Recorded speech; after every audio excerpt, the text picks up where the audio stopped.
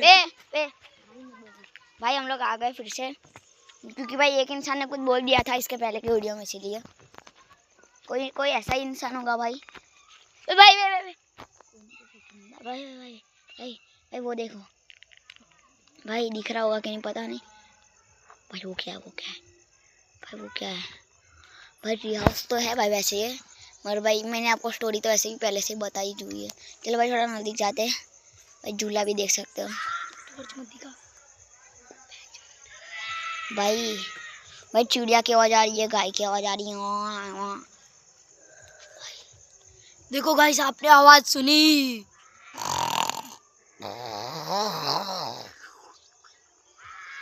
भाई देख सकते हो, दिख ही रहा होगा ना भाई ऊपर। गाइस ये आवाज कैसी? हमारी तो पैंट में भाई पैंट के अंदर भाई चड्डी नहीं पहने, ऐसे बोल रहा था भाई। चलो भाई मैं झूला खाता हूँ थोड़ी देर, मजा आएगा, ठीक है?